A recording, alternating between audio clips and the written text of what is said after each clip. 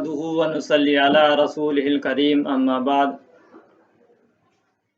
حضرت ابو ہریرہ رضی اللہ تعالیٰ سے روایت فرماتے ہیں کہ اللہ کے رسول صلی اللہ علیہ وسلم نے ارشاد فرمایا کہ کون ہے جو مجھ سے ان باتوں کو لے اور پھر ان باتوں پر خود عمل کرے یا ایسے لوگوں کو سکھائے کہ وہ ان پر عمل کریں۔ حضرت ابو ہریرہ فرماتی ہیں میں نے عرض کیا کہ اللہ کے رسول صلی اللہ علیہ وسلم اس کام کے لیے میں تیار ہوں، تو آپ صلی اللہ علیہ وسلم نے میرا ہاتھ پکڑ کر گن کر 5 باتیں بتلائیں۔ نمبر 1، آپ نے ارشاد فرمایا کہ حرام چیزوں سے بچو تو تم لوگوں میں سب سے بڑے عابد بن جاؤ گے۔ دوسری چیز آپ نے فرمائی کہ اللہ تعالیٰ نے جو کچھ تمہارے مقدر کیا ہے اس پر راضی رہو تو تم لوگوں میں سب سے زیادہ غنی بن جاؤ گے۔ تیسری چیز اللہ کے رسول نے ارشاد فرمائی کہ پڑوسی کے ساتھ ہمدردی کرو تو تم کامل ایمان والے بن جاؤ گے۔ چوتھی چیز اللہ کے رسول نے فرمائی کہ دوسروں کے لیے وہی چیز پسند کرو جو تم اپنے لیے پسند کرتے ہو تو تم کامل مسلمان بن جاؤ گے۔ اور 5ویں چیز اللہ کے رسول نے فرمائی کہ کثرت سے مت ہنسا کرو اس لیے کہ کثرت سے ہنسنے سے دل مردہ ہو جاتا ہے۔ اس حدیث پاک کے اندر اللہ کے رسول صلی اللہ علیہ وسلم نے حضرت ابو ہریرہ کے ذریعے سے اپنی امت کو 5 نصیحتیں فرمائی۔ پہلی نصیحت تو آپ نے یہ فرمائی کہ حرام چیزوں سے بچو۔ اس کا فائدہ یہ ہوگا کہ تم لوگوں کی نگاہ میں اور اللہ کی نگاہ میں بڑے عابد کہلاؤ گے۔ ہم یہ سمجھتے ہیں کہ نماز پڑھنا، روزہ رکھنا، قرآن پڑھنا، تسبیحات پڑھنا، نفلیں پڑھنا بس یہی عبادت ہے۔ عبادت تو ہے یہ، لیکن اس کے ساتھ عبادت میں کمال تب آتا ہے جب انسان فرائض پر عمل کرے اور حرام چیزوں سے اپنے آپ کو بچائے۔ عبادت نام ہے امر بالمعروف اور نہی عن المنکر کے مجموعے۔ مثال کے طور پر آپ کی طبیعت خراب ہوئی اور آپ اپنے علاج کے لیے ڈاکٹر کے پاس گئے۔ ڈاکٹر نے آپ کو کچھ دوائیں دی اور ساتھ میں کچھ پرہیز بتایا۔ اب آپ نے ڈاکٹر کی دی ہوئی دوا تو پوری کھائی اور وقت میں کھا لی، لیکن پرہیز آپ نے کچھ نہیں کیا۔ جب آپ ڈاکٹر کے پاس جائیں گے اور اسے بتائیں گے کہ میں نے آپ کی دوا پوری کھائی اور وقت پر کھائی لیکن پرہیز میں نے کچھ نہیں کیا، تو وہ ڈاکٹر ناراض ہوگا، اس لیے کہ کسی بھی بیماری کے صحیح ہونے کے لیے جتنی ضروری دوا ہے اتنی ہی ضروری اس کا پرہیز ہے۔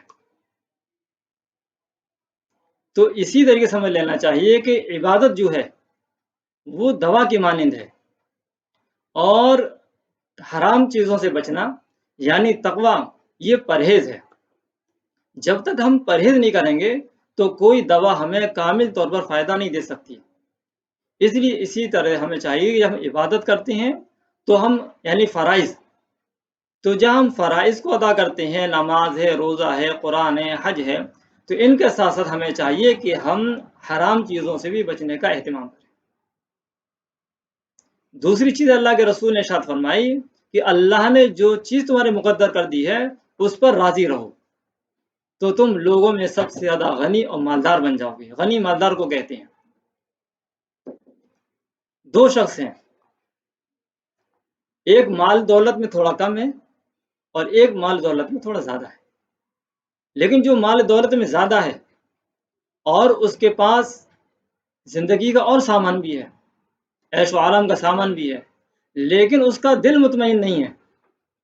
اس کو یہ لگتا ہے کہ میرے پاس مال اور ہو، میرے پاس سامان اور ہو، لیکن جس کو مال میں کم ہے، سامان میں کم ہے، اللہ نے اس کو جتنا بھی دیا ہے وہ اس پر راضی ہے۔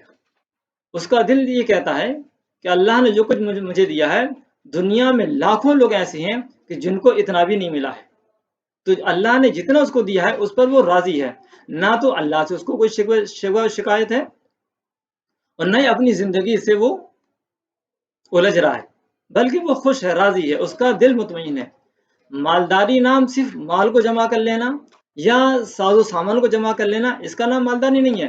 مالداری نام ہے دل کے سکون اور اطمینان کا۔ تو اللہ نے ہم کو اس نصیحت سے یہ پتہ چلا کہ اللہ نے ہم کو جس حالت میں رکھا ہے تو ہمیں چاہیے کہ ہم اس حالت میں اللہ سے راضی رہیں۔ تو وہ جو اللہ نے جو کچھ دیا ہے اس پر راضی رہنا، یہ انسان کی اصل مالداری ہے۔ تیسری چیز اللہ کے رسول نے ارشاد فرمائی کہ پڑوسیوں کے ساتھ ہمدردی کرو۔ جب تک تم پڑوسی کے ساتھ خیر خواہی ہمدردی کا معاملہ نہیں کرو گے، تمہارے ایمان میں کمال پیدا ہو ہی نہیں سکتا۔ ایک موقع پر آپ نے ارشاد فرمایا، جس کا پڑوسی گواہی دے دے کہ یہ ایماندار ہے تو اس کی ایمانداری میں کوئی شک نہیں۔ کہ پڑوسی جو ہے وہ 24 گھنٹے کی زندگی تمہاری دیکھ رہا ہے، بس اگر کسی کا پڑوسی اس کے بارے میں یہ کہہ دے، گواہی دے دے کہ یہ بالکل ایماندار ہے، تو اس پڑوسی کی بات کو تسلیم کیا جائے گا اور یہ آدمی ایماندار مانا جائے گا۔ چوتھی چیز اللہ کے رسول نے ارشاد فرمائی کہ دوسروں کے لیے وہی چیز پسند کرو جو تم اپنے لیے پسند کرتے ہو۔ اب جب یہ حدیث سنائی جاتی ہے کہ اللہ کے رسول نے ارشاد فرمایا کہ دوسروں کے لیے وہی چیز پسند کرو جو تم اپنے لیے پسند کرتے ہو، تو لوگ اس کو اچھی طرح سمجھ نہیں پاتے اور مزمزم میں ہو جاتے ہیں کہ جو چیز ہم اپنے لیے پسند کرتے ہیں وہ دوسروں کے لیے پسند کریں، اور ایسا ہو سکتا ہے کہ دونوں کی پسند الگ ہو سکتا ہے کوئی ڈش ہمیں پسند ہو، سامنے والوں کو نہیں پسند ہو، کوئی کلر ہمیں پسند ہو، سامنے والوں کو نہیں پسند ہو۔ پھر اس کا مطلب کیا ہے؟ تو اس کا آسان سا مطلب یہ ہے کہ جس طریقے سے تم یہ چاہتے ہو کہ لوگ تمہاری عزت کریں، تم اس بات کو پسند کرتے ہو لوگ تمہیں عزت دیں، تو تمہیں یہ چاہیے کہ تم بھی لوگوں کو عزت دو۔ تم یہ چاہتے ہو کہ لوگ تمہیں دھوکہ نہ دیں، تو تمہیں چاہیے کہ تم بھی لوگوں کو دھوکہ نہ دو۔ تم یہ چاہتی ہو تم یہ بات پسند کرتے ہو کہ لوگ تمہاری چغلی غیبت نہ کریں، لوگ تمہاری برائی نہ کریں، تو تمہیں چاہیے کہ تم بھی لوگوں کی برائی نہ کرو۔ مطلب یہ ہے کہ جو تم اپنے لیے پسند، تم یہ چاہتے ہو کہ لوگ تمہیں عزت دیں، تو تمہیں چاہیے کہ تم بھی دوسروں کو عزت دو۔ پانچویں چیز اللہ کے رسول نے ارشاد فرمائی کہ کثرت سے مت ہنسا کرو، یعنی زیادہ نہ ہنسا کرو۔ زیادہ ہنسنے سے دل مردہ ہو جاتا ہے، اور جب دل مردہ ہو جاتا ہے تو انسان کا پھر نیکی سے دل اکتا جاتا ہے، نیکی میں دل نہیں لگتا ہے۔ تو یہ 5 نصیحتیں اللہ کے رسول نے ارشاد فرمائی جو اپنی امت کے لیے ہیں۔ پہلی چیز کہ حرام چیزوں سے بچنا، دوسری چیز اللہ نے جو بھی مقدر میں کرا ہے اس پر راضی رہنا، تیسری چیز آپ نے فرمائی کہ پڑوسی کے ساتھ ہمدردی کا معاملہ کرنا، اور چوتھی چیز آپ نے فرمائی جو اپنے لیے پسند کرتے ہو وہی اپنے دوسرے لوگوں کے لیے پسند کرنا، اپنے مسلمان بھائی کے لیے وہی پسند کرنا۔ تم عزت چاہتی ہو دوسروں کو بھی عزت دو، تم یہ چاہتے ہو دوسرا تمہیں دھوکہ نہ دے تو تم بھی دوسروں کو دھوکہ نہ دو۔ اسی طریقے سے زیادہ نہ ہنسنا، اس لیے زیادہ ہنسنے سے بھی دل مردہ ہو جاتا ہے۔ امید ہے کہ بات سمجھ میں آئی ہوگی۔ دعا کرو اللہ تعالی ہم سب کو بھی ان تمام نصیحتوں کا اچھی طرح سمجھنے، ان پر عمل کرنے کی توفیق عطا فرمائے۔